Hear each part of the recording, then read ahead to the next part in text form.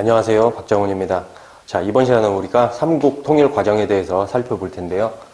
지난 시간에 배운 내용들과 연관해서 살펴보겠습니다.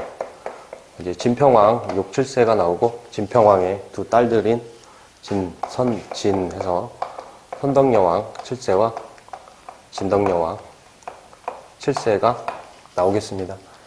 이때까지를 해서 신라 상대다라고 했습니다.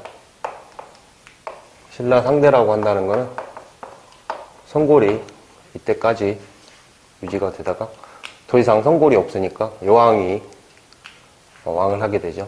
다음에 이제 진골이 등장을 하게 되고 처음에 김춘추 태종 무열왕이 등장을 하게 됩니다. 한편 이제 6세기 말이 되면은 수가 통일을 해요.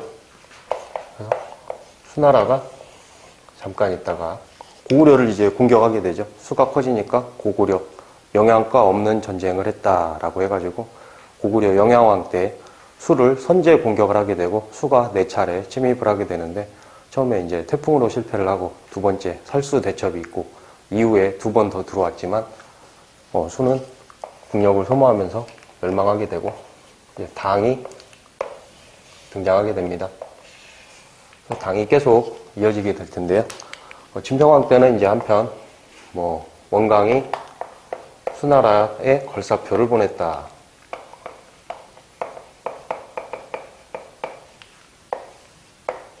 그래서 이런 내용을 기억해 주셔야 됩니다.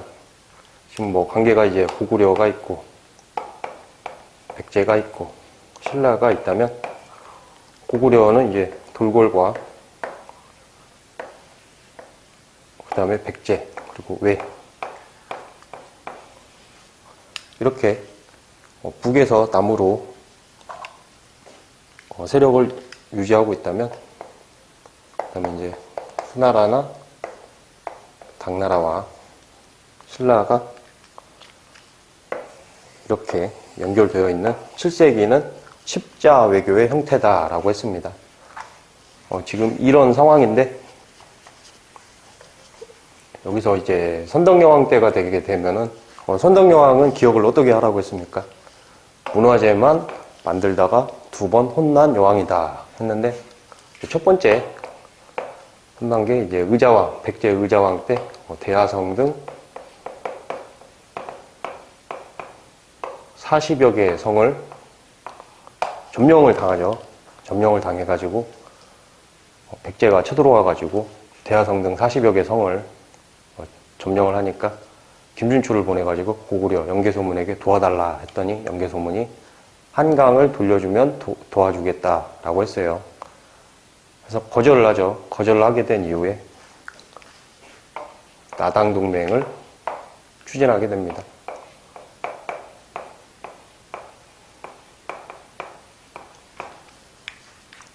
이게 이제 문화재만 만들다 2번 혼났다 한다면 선덕여왕 때는 2번째가 이제 비담과 염종의 난이 있죠.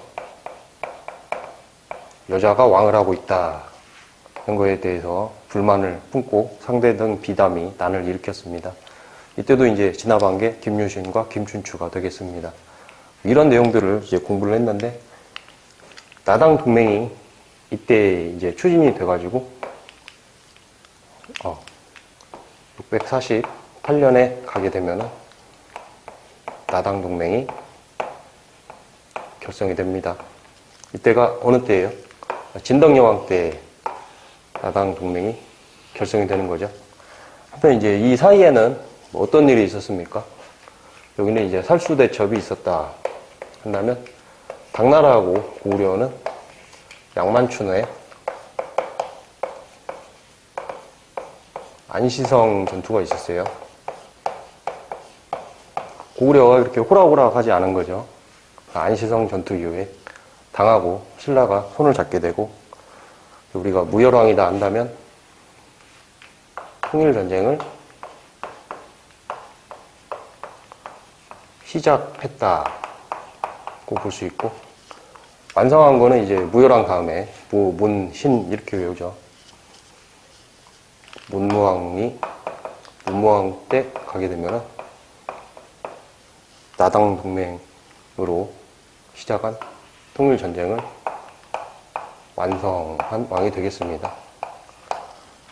그래서 이제 우리가 삼국 통일 과정을 이때부터 연관이 되어 있죠. 대하성 등 40여 개 성을 의자왕이 침입을 하니까 고구려가 거절을 해서 다시 당에게 가서 나당 동맹을 추진을 하게 되고, 나당 동맹이 성립된 이런 진덕여왕 시기. 진덕여왕 시기에 가게 되면은 뭐 완전히 친당적인 정책을 펴요. 당에 연호를 쓴다든지 아니면 뭐 태평성을 갖다 바치기도 하고, 태평성은 막 이렇게 뭐 굉장히 잘 되고 있다, 그거를 칭송하는 그런 글이에요. 그래서 이런 일들이 일어나게 되는데, 이 정도가 뭐 저번 시간에 배운 내용이었는데, 여기서 이제 우리가 조금 삼국 통일을 쉽게 외워보자 라고 해서 두 문자로 한번 외워보겠습니다. 처음에 이제 이게 중요하겠죠. 대하성. 의자왕이 대하성을, 백제의 의자왕 실세가 대하성을 공격한 것부터 시작을 하자면, 이제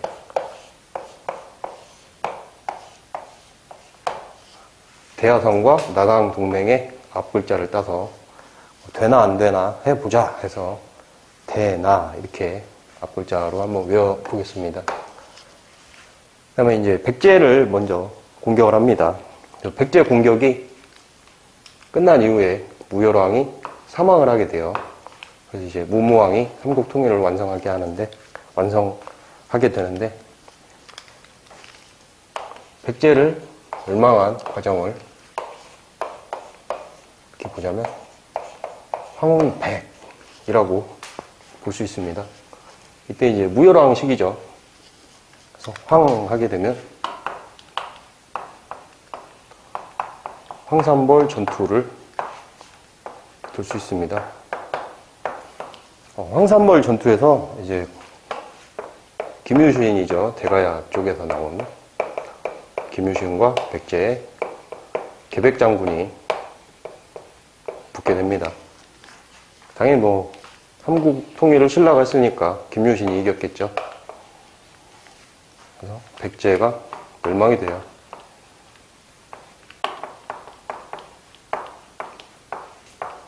세 번째 수도인 위례성 한성시대, 웅진시대, 사비시대 했을 때 세 번째 수도인 사비성이 멸망하게 되면서 백제가 끝이 납니다. 근데 백제가 멸망을 하면서 이제 당이 웅이라고 했죠. 웅진도부를 설치를 합니다. 웅진도독부죠. 웅진도독부를 설치를 하고, 이제 부여웅을 도독에 앉혀요. 그래서 당이 백제 지역을 지배를 하겠다 이건데, 특이한 게 이제 웅진이죠. 위례성 한성시대, 웅진시대, 사비시대 할 때 사비성이 함락된 건데, 사비하고 웅진이 굉장히 가깝기 때문에 장소가 이제 웅진에 설치를 했습니다. 그러니까 뭐 가만히 있습니까? 이후에 백제 부흥운동이 일어나요.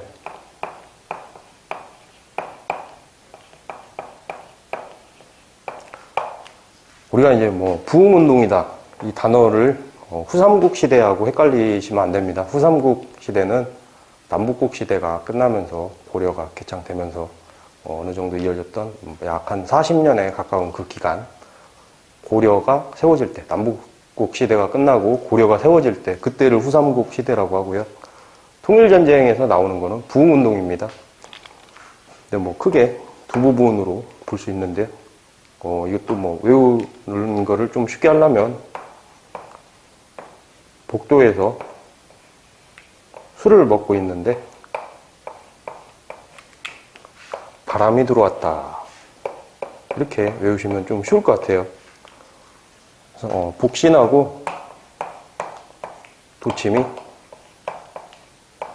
주류성에서 왕자 풍, 당시 뭐 일본에 있었다 그러는데 풍을 추대해가지고 백제 부흥 운동을 주도를 하게 됩니다. 이제 주류성에서 하나가 있고요. 다음에 이제 뭐 흑치상지가 임존성에서 부흥 운동을 일으킵니다. 이쪽은 뭐 충남 예산 지역이라고 하는데 주류성은 위치에 대해서 좀 학설은 나눠져요. 정확한 위치는 모른다 하는데 아마도 이전에 백제가 있던 지역이 아니었는가, 그게 뭐 가장 유력한 내용이고요.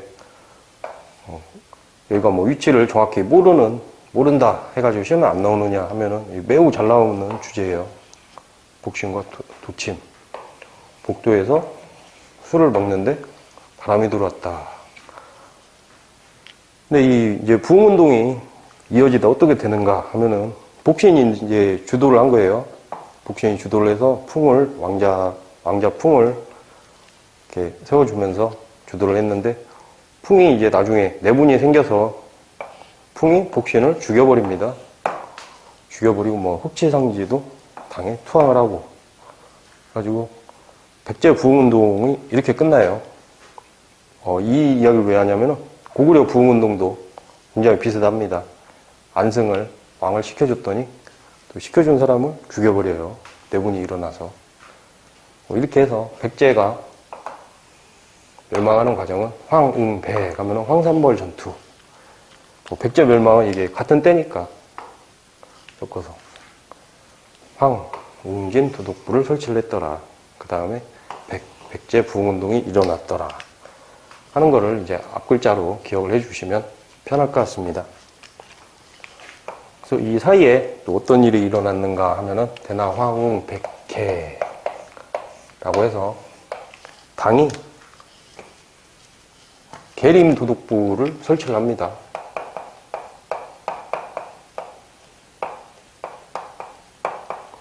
도독으로 문무왕을 앉혀요. 굉장히 일방적으로 한 거예요, 당이. 그러다 보니까 여기서 지금 뭐 648년에 나당 동맹을 했는데, 경주 지역에다가 계림은 기말지가 태어난 숲이라고 했죠. 자, 이 전 시간에 개 하면은 닭개자 그리고 수풀림자를 써서 숲에 갔더니 흰 닭이 울고 있고 괴짝이 하나 있더라. 거기서 나온 게 기말지다 해서, 사실 계림이라는 용어는 사료들에서 보면은 신라 자체를 계림이라고도 부르는 사료들이 많이 있습니다. 그래서 이렇게 일방적으로 신라에다가 당이 이런 걸 설치를 하니까 의미는 당의 야욕이 드러난 시점이다 라고 할 수 있죠. 한반도 전체를 지배하려고 하는 그런 야욕이 드러납니다. 이 이후에 이제 오게 되면 여기서 이제 무열왕이 사망을 하게 돼요. 사망을 하게 되고 문무왕 그리고 무열왕이 7세죠. 무열왕 7세 그리고 문무왕 7세가 되게 되면은 황웅객계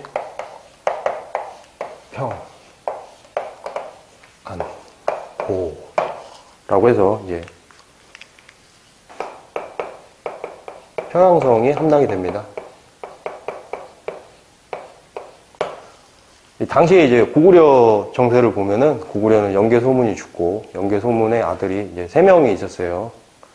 근데 이제 맏아들 남생이 대망리지에 영계소문을 이어 앉아서 가장 높은 위치를 차지하고 있고, 이후에 이제 동생들이 있었는데 동생들이 이제 맏형을 몰아냅니다. 몰아내니까 맏형은 도망을 갔다가 당에 투항을 해서 이후에 이제 나당연합군이 평양성을 공격할 때 맏형은 다시 같이 나당연합군과 같이 앞장서게 되죠. 그래서 평양성이 함락이 됩니다. 그리고 이제 안동 도호부죠. 여기는 안동 도호부를 당에 설치를 해요. 안동 도호부를 설치를 하게 되고 마찬가지로 고구려 부흥운동이 일어납니다.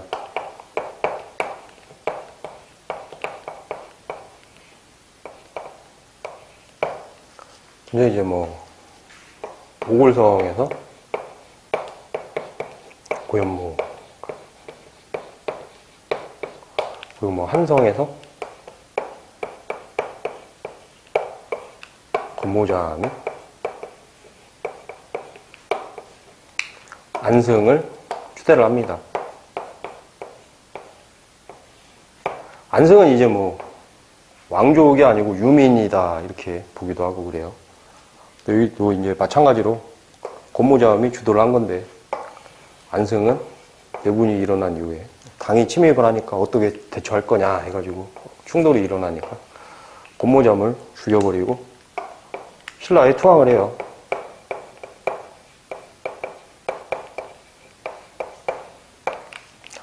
이제 오골성은 위치가 굉장히 중요한데, 이렇게 있다 한다면 한성은 이제 황해도 재령이에요. 황해도 재령.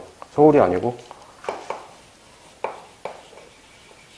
황해도 재령에 있게 되고, 오골성은 위치가 지금 뭐 한반도 오늘날의 지도로 치면은 이쪽에 있습니다. 이쪽. 아예 뭐 너무 멀리 있죠. 이쪽까지 나가가지고 부흥운동을 하게 됩니다. 근데 이제 이 시점에서 나당 동맹이 이루어졌지만, 보니까 웅진도독부도 당에서 설치를 하고, 특히나 계림도독부를 설치를 하고, 그다음에 고구려 부흥운동 해가지고 부흥운동 있기 전에 안동노부도 당에서 설치를 하고, 이래버리니까 당이 한반도 전체를 지배하려는 야심을 품고 있구나 라는 걸 신라가 깨닫게 되고, 신라가 이제 당을 배신을 하고 드디어 이제 진정한 삼국 통일 전쟁에 들어갑니다. 이 성격이 뭐예요? 나당 전쟁이라고 봐야죠.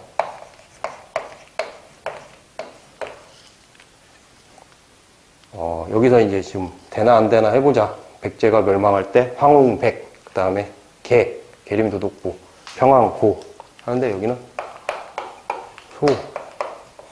보가 있게 되고, 기 이렇게 기억을 해주시면 되겠습니다. 이제 당이 삼국 통일에서 이제 신라하고 충돌을 하게 되는데요. 이 이제 충돌 과정을 살펴보자면, 처음에 이제 소불위주를 설치를 해요. 신라가 설치를 합니다. 신라가 어디에 설치를 하는가 하면은, 여기는 지금 웅진도독부를 설치를 했죠. 근데 위례성 한성시대, 웅진시대, 사비시대 할 때 두 번째 수도인 웅진 지역에 설치를 했습니다. 이건 이제 사비에 설치를 합니다. 사비에 설치를 하게 돼가지고, 여기에 누가 같이 싸우는가? 백제 유민과 협력을 합니다.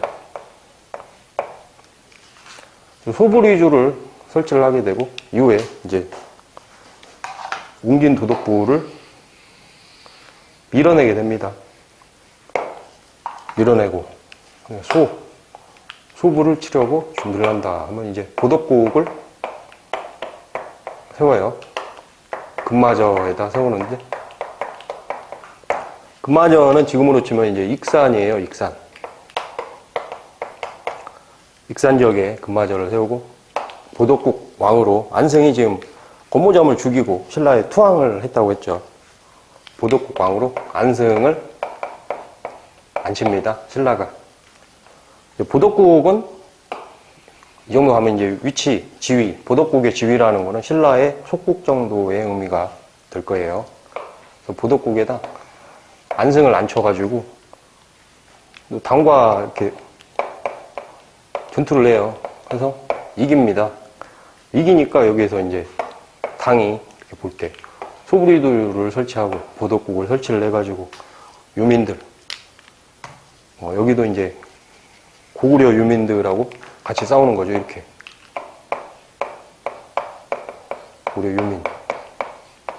유민들하고 같이 싸워가지고 당을 막 공격을 하고 이기니까, 당에서 볼 때 이제 이게 뭐 완전히 끝난 건데, 당 위치가 지금 수나라가 멸망을 하고 당이 통일을 한 위치인데, 신라는 자기들이 볼 때 굉장히 작단 말이에요.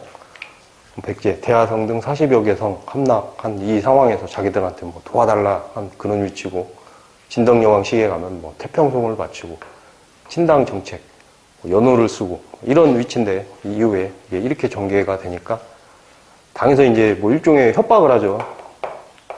서린귀를 시켜가지고 협박을 합니다. 지금 뭐 하는 거냐? 계속 그렇게 나오면 우리가 가만히 있지 않겠다라고 하니까 신라에서도 이제 답을 주죠. 이걸 뭐라고 불러요? 답 서린귀서.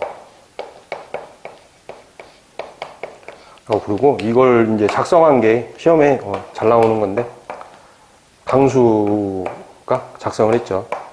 강수는 육두품 출신입니다. 여기서 이제 육두품을 잠깐만 짚고 넘어가자면 지금 여기까지 진평왕과 두 딸들을 했을 때는 성골이라고 했어요. 그리고 태종 무열왕. 무열왕이 이제 올라가는데 왕위에 올라가는 데는 그 반대들도 많이 있었지만 김유신이 어떻게 보면 밀어줘서 왕을 좀 앉혔다 이렇게 볼 수 있습니다. 김유신의 힘이 굉장히 대단했구나 이걸 하나 알 수 있고 반대에도 굉장히 많았다는 거예요. 보면은 진골이기 때문에 신라의 골품제를 좀 살펴보자 한다면 위쪽에 원래는 이제 성골이 있고 진골이 있고 이렇게 하고 이제 육두품도 있겠죠.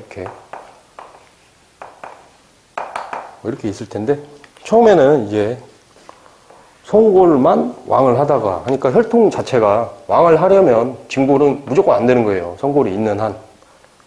이 상태였는데 성골이 진덕여왕 시기까지 가서 완전히 없어져 버리니까 이 이후에 이제 진골인 무열왕이 하다 보니까 어떻게 인식이 되는 거예요?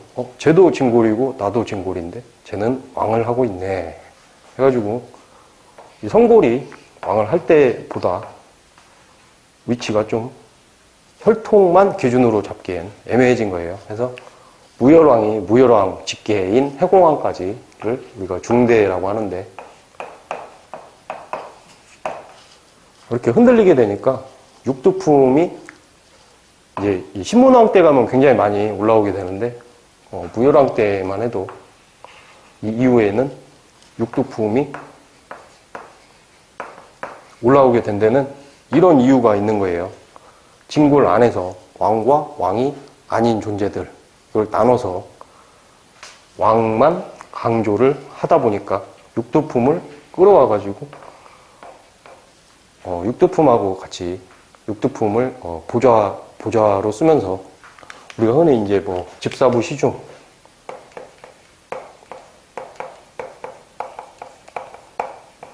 집사부 시중하고 이제 귀족 대표인 상대등과의 어떤 이런 관계인데 집사부 시중의 지위가 상대적으로 중대에는 올라가게 됩니다. 구조가 이렇기 때문에. 근데 이제 주의할 거는 집사부 시중이 아무리 올라갔다고 해도 이게 상대적으로 올라간 거지 육두품이 그 위를 뛰어넘을 수 있었느냐 한다면 못 뛰어넘죠. 골품제의 폐쇄성 때문에. 그래서 그 안에서 왕권과 결합을 해서 상대적으로 올라갔다 이거지 육두품이 그 위에 귀족 세력과 이렇게 초기에 낮았다 한다면 이렇게 올라갔다 그리고 후기에 다시 낮아지죠. 육두품은. 그럼 이제 귀족도 원래 위에 있었는데 이렇게 낮아졌다가 다시 후기에 올라갔다. 신라 하대에 들어가면 올라갔다 이거지 역전은 일어나지 않습니다. 그건 굉장히 주의해야 할 부분이에요. 그래서 이렇게 강수 같은 육두품 출신이 중요한 역할들을 하게 됩니다. 보면 이제 답서린귀서가 이때 신라가 고구려 유민들하고 싸워서 당군을 이기고 하니까 서린귀를 시켜서 일종의 협박을 한 거예요. 여기에 이제 답을 했다 해가지고 시험에 나오는 단어 그대로를 쓰자면 외교 문서에 능함, 문서에 능했다 라고 볼 수 있습니다. 이게 강수에 대한 이야기고요. 이 이후에 삼국 통일의 마무리 과정을 한번 살펴보겠습니다. 저는 지금 소 보고 있고 마, 매, 기가 있죠. 이제 여기부터 완전히 이제 나당 전쟁이 시작하게 되는데요. 마성, 족성, 전투. 전이죠, 마전. 마전, 족성, 전투가 시작이 되게 됩니다. 이건 이제 임진강 유역이에요. 임진강이면 이제 한강 하류에서 위쪽으로, 위에서부터 내려오는 거죠. 위에서부터 내려와서 한강 하류 지점에서 만나게 되는 임진강 유역을 신라가 승리를 하게 되고요.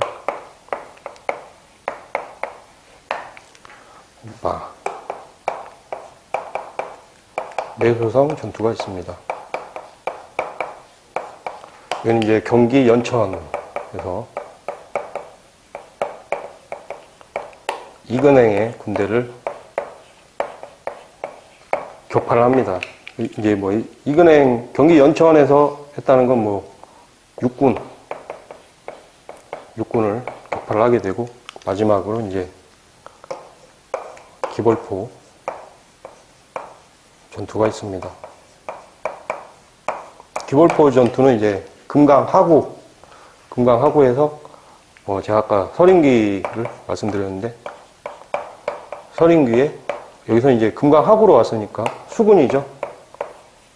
수군을 격파를 하게 되면서 이렇게 소, 오, 마, 매, 기, 이 과정을 통해서 이제 기벌포 전쟁에서 당이 패배를 하면서 이제 완전히 포기를 하게 되죠. 그래서 우리의 문무왕, 삼국 통일을 이룬 문무왕 시기에 통일을 이루게 됩니다. 문무왕의 원대한 꿈이 이루어졌다. 원대한 꿈을 이룬 문무왕으로 기억을 해 주신다면, 지역 문제가 이게 잘 나와요.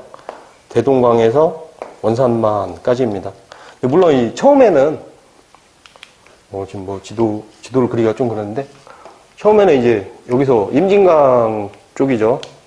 처음에 이제 임진강에서 원산까지였는데, 이제 이후에 최종적으로 확보를 한 게 대동강에서 원산만까지다 해서, 우리가 이렇게 지도를 이렇게 살펴보면 대청 압도에서 대동강, 청천강, 압록강 이렇게 돼요. 이제 임진강은 이쪽이죠. 그러니까 처음에 했던 것보다 조금 더 확보가 된 거죠.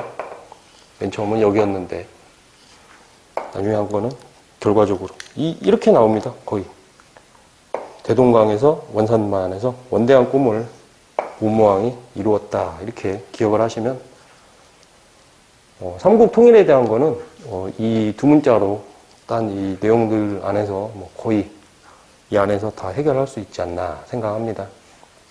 복습을 한번 해볼게요. 되나 안 되나 해보자. 그래서 대하성 등 40여 개 성을 점령을 하니까 고구려에 도움을 요청했다가 거절을 당하고 당에 가서 도와달라 해서 나당 동맹이 형성이 되고요. 황산벌 전투로 백제가 멸망을 합니다. 그리고 웅진 도독부를 설치를 하고요. 백제 부흥운동을 설치를 하는데, 이 두 가지를 구별할 줄 알아야겠습니다. 복도에서 술을 마시는데 바람이 들어왔다로 기억을 하시면 좋겠습니다. 그리고 계림도독부를 설치를 하게 되고, 다음에 이제 평양성이 함락이 되는 거죠. 연개소문 사후에 세 아들들이 다툼을 일으켜가지고 정치적으로 굉장히 대항할 수 없는 그런 시점이었고, 안동 도호부를 설치를 합니다. 그리고 고구려 부흥운동이 일어납니다. 오골성하고 한성을 구별해서 기억해 주시고요. 그리고 공통점이, 풍을 왕자로 추대를 했더니 풍이 복신을 죽여버리죠. 여기서도 권모자음이 안승을 추대를 했더니 안승은 이후에 이제 분열이 일어나서 건모염을 죽여버리죠. 하고 당과의 이제 관계가 틀어지고 계림도독부부터 당의 야욕이 드러났기 때문에 관계가 틀어지게 되고 이제 소브리주를 설치를 하고 보덕국을 설치를 하면서 백제 유민과 고구려 유민과 신라는 연합하는 형태를 띠게 되고 아매기라고 해서 마전과 적성전투, 임진강에서 한 번, 외소성전투, 연천에서 한 번, 기벌포전투를 마지막으로 서린규의 수군을 격파하면서 문무왕이 원대한 꿈을 이루었다 라는 내용으로 삼국통일을 기억해 주시면 좋겠습니다. 자, 칠판을 지우고 가야를 간단하게 지금까지 진도를 나오면서 부분 건드려줬는데 가야 연맹은 그렇게 양이 많지가 않아요. 그래서 칠판 지우고 간단하게 한번 설명해 보겠습니다. 네, 칠판을 지워봤습니다. 그럼 이제 우리가 가야에 대해서 살펴볼 차례인데요. 가야를 살펴보기 전에 사만에 대해서 복습을 한번 해보겠습니다.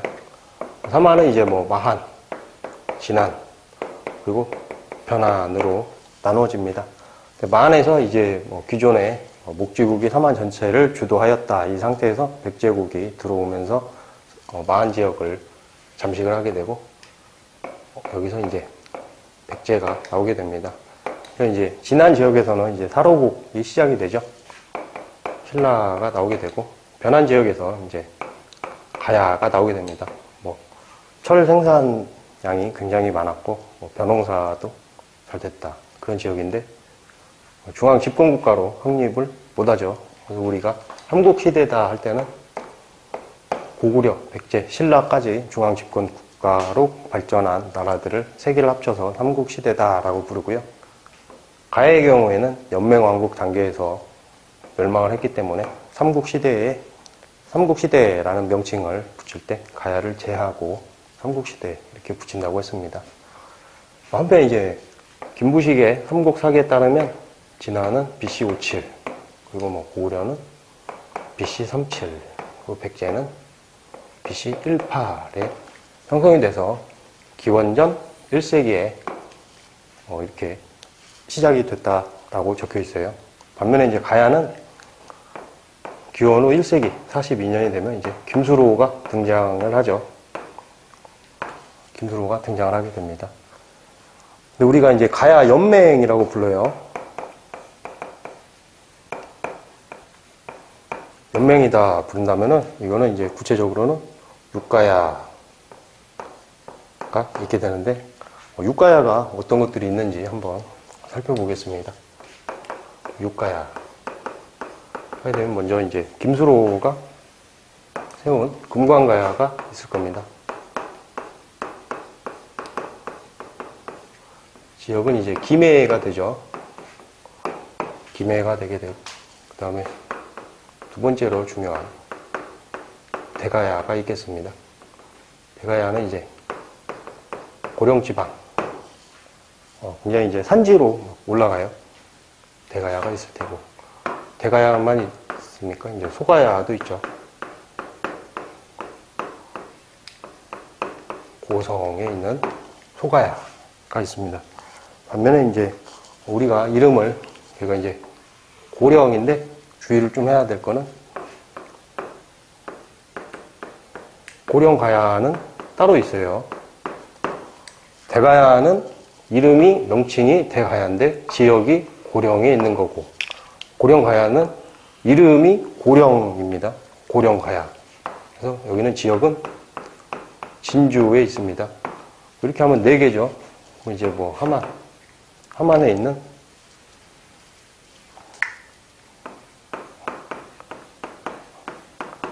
아라가야가 또 있을 테고 그 다음에 마지막으로 성산가야가 있습니다. 청주의 성산가야. 그래서 명칭을 다 외워놓으면 좋은데 못 외우신다면 적어도 가장 중요한 게 이거 2개가 될 테고 주의를 해서 이제 이름이 고령인 거 이거는 진주더라. 그래서 이렇게 육가야 연맹이 있겠습니다. 다음에 이제 흐름을 살펴보자면 우리가 이제 1세기죠, 이거는. 1세기가 시작이 되고, 2세기, 3세기 하면서 백제와 고구려는 중앙 집권 국가로 이제 발전을 시작하게 됩니다. 반면 이제 신라는 좀 늦죠. 뭐 불교 수용이라든지, 왕위의 형제 상속, 부자 상속, 그것도 그러고 뭐 관등 그런 것도 다 좀 늦어요. 1세기가 이렇게 시작이 되다가 4세기 말이 오게 되면 이전에 3세기가 오게 되면 이때 중앙 집권화가 된 것이 아니라 연맹 왕국으로서 금관가야가 올라가게 됩니다. 김수로가 세운 금관가야. 김수로는 뭐 죽었겠죠, 이때인데. 네, 김수로라는 이름을 금관가야와 엮어서 기억해 주셔야 합니다. 잠깐 김수로에 대해서 보고 가자면, 김수로와 관련된 거는 뭐 구지봉설화가 있을 거예요. 이게 뭐 탄생설화로 구지봉설화가 있다 한다면, 또 김수로에 대한 이야기로 아유타고 인도 공주와 결혼했더라. 이런 내용이 편지로 주어진다면, 이거는 김수로의 금관가에 대한 이야기구나 해주시면 되겠습니다. 가장 빈번하게 나오는 게 이 두 가지를 구별할 줄 아느냐, 이런 걸 물어보는 게 굉장히 많아요. 기출문제가. 또 하나 바꿔서 이제 김수로를 뭐라고도 불러요? 외질청해다 라고도 부릅니다. 반면에 이제 뒤에 나오게 되는 대가야를 살펴보면 이제 이진아시 왕이라는 인물인데, 그 인물이 이제 뇌질주일이다 라고 해서 이 용어가 뭐 굉장히 잘 나오는 용어입니다. 그래서 뇌질청해라든지 뭐 구지봉설화, 아유타고 공주와 결혼을 했다더라 한다면 김수로의 금관가야 연맹, 전기가야 연맹이라고도 하죠. 이 이야기구나 라는 걸 기억해 주시면 되겠습니다. 그래서 3세기에 금관가야를 중심으로 하는 전기가야 연맹이 형성이 됩니다. 연맹왕국 단계가 이제 된 거죠. 늦죠, 지금. 시작도 늦고. 구야국이다 한다면 같은 용어니까 가야를 지칭하는 용어입니다. 같이 기억을 해 주시고요. 이제 3세기에 전기가야 연맹이 시작이 되다가 4세기 말이 되면 어떤 일이 일어나요? 물론 4세기에는 백제 근초고왕이 막 세력을 확장하던 시기였고, 백제 근초고왕은 가야 지역에도 영향력을 행사하게 됩니다. 근데 이제 우리가 결정적으로 4세기 말이 중요한 건 고구려에서 광개토 사후세하고 관련이 있기 때문입니다. 우리가 이 전전 시간에서 공부를 했듯이 고구려 광개토 대왕이 백제로 한강을 넘어와서 백제를 이제 혼내주죠. 백제를 이제 혼내주고 다시 돌아와가지고 신라가 요청을 합니다. 신라의 내물마 사세. 내물마 사세가 요청을 해서 백제하고 특히나 이제 외죠. 외하고 백제가 와가지고 성을 쳐부시고 있다. 도와달라 하니까 광개토 대왕의 군대가 내물마릿간의 요청에 따라서 이제 신라 지역에 가서 도와주죠. 도와주고 주둔을 하면서 김수로의 금관가야 연맹을 약화시킵니다. 해체는 아니에요. X를 쳐버려서 좀 그런가? 금관가야 연맹이 약화가 되죠. 원인은 뭐예요? 광개토 대왕이 신라를 도와주러 왔다가 주둔을 하면서 가야를 건드려 버린 거예요. 그래서 금관가야 연맹이 약화가 되면서 전기가야가 해체가 된 거죠. 여기서 이제 뭐 끝나느냐 한다면 이제 다시 가야가 올라가기 시작합니다. 이게 이제 5세기 말에서 후기 가야 연맹이 되겠습니다. 5세기 말에서 6세기 초가 되는 후기 가야 연맹이 되겠습니다.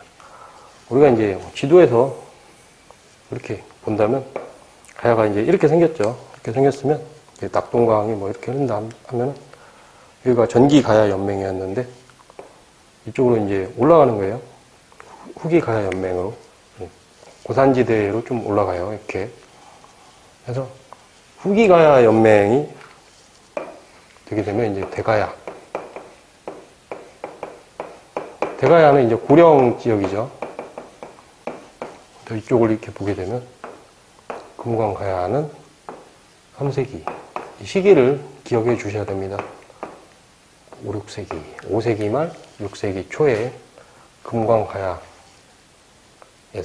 대가야로 이동이 되게 됩니다. 이게 후기가야 연맹이고요. 이진 아시왕을 기억해 주셔야 돼요. 이러면 이제 뇌질주일이다.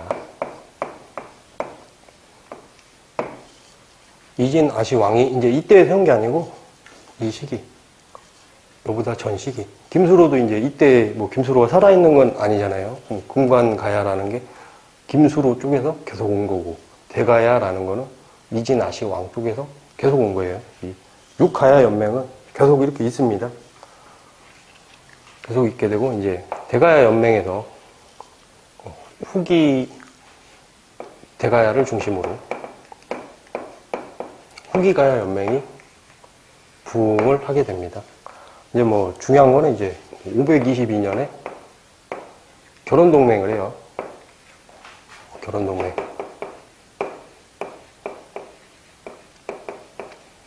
우리가 이제 결혼동맹 하면은 나제동맹, 고구려가 장수왕이 평양천도를 427년에 하니까 433년에 나제동맹을 함으로써 백제하고 신라가 했던 동맹, 그리고 그 이후에 유래성 한성 시대에서 웅진 시대로 천도를 한 이후에 이제 급하니까 신라하고 또 결혼 동맹을 하게 되죠. 거기서 결혼 동맹이라는 용어가 나왔는데 여기서도 나옵니다. 결혼 동맹.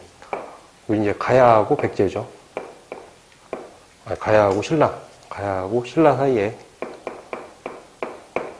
형성이 된 건데 가야 인해왕과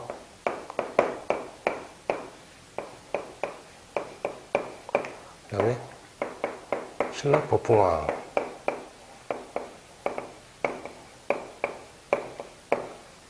육세와 결혼동맹을 맺게 됩니다. 우리가 이제 법흥왕의 업적을 두 문자를 따가지고 기억을 했어요. 한번 뭐 복습을 해볼까요? 6세기, 신라 6세기다 하면 4세기, 5세기, 6세기 하면은 신라 6세기는 신라의 전성기가 되고 7세기 676년에 삼국 통일을 하게 되죠. 6세기다 하면은 지법진 시대라고 해서 지종왕 6세, 법흥왕 6세, 진흥왕 6세가 나오게 되는데 우리가 이제 법흥왕 6세를 외우면서 김상병, 복장, 꼴불견, 율령반포 이렇게 외웠고요.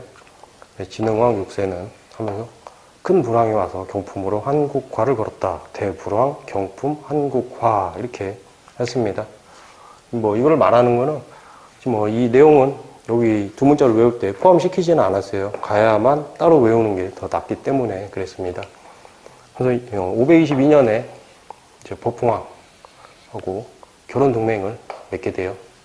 한편 이제 법흥왕 내용 중에 김상병, 복장, 꼴불견. 한편 이제 법흥왕의 김상병, 복장, 꼴불견 할 때 포함된 거는 김해의 금관가야를 정복을 했다라는 점이에요. 그러면 지금 뭐 같이 법흥왕인데 법흥왕 때 결혼 동맹은 대가야랑 하고 금관가야는 멸망하게 됩니다. 이제 이건 532년이죠. 딱 10년 만에 결혼 동맹을 할 때는 대가야하고 신라가 관계가 좋아졌고, 그러면 금광가야는 532년에 멸망을 하게 됩니다. 이 이후에 그러면 법흥왕 이후에 진흥왕이 나오죠. 진흥왕 6세.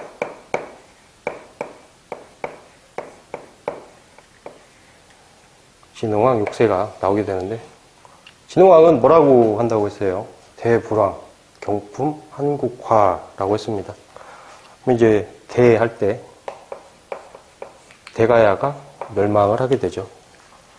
이렇게 해서 대가야는 진흥왕 때 멸망을 하게 됩니다.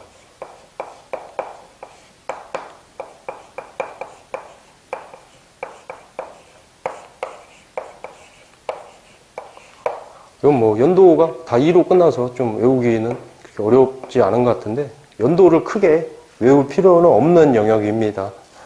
법흥왕 때 금광가야, 김해의 금광가야가 멸망을 했고, 진흥왕 때 대가야가 멸망을 해서 이제 가야라는 존재 자체가 이제 아예 없어졌다라는 내용을 6세기, 신라 6세기다라고 기억해 주시면 되겠습니다.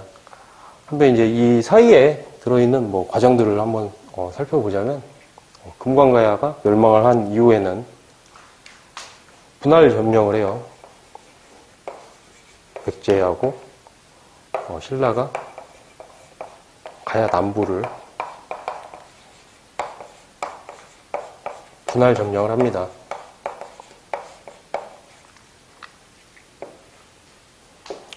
뭐 이제 후기 가야 연맹이 5세기 말 6세기 초다 이렇게 했을 때 지금 뭐 굉장히 짧습니다. 이때는 뭐 고구려, 백제, 신라와 뭐 어깨를 나란히 할 정도였다라고 해가지고 뭐 동맹도 맺고 이렇게 하는데 시기가 굉장히 짧고, 결정적으로 이제 우리가 성왕 6세에 가게 되면은, 이제 성왕을 잠깐 복습을 하고 볼까요?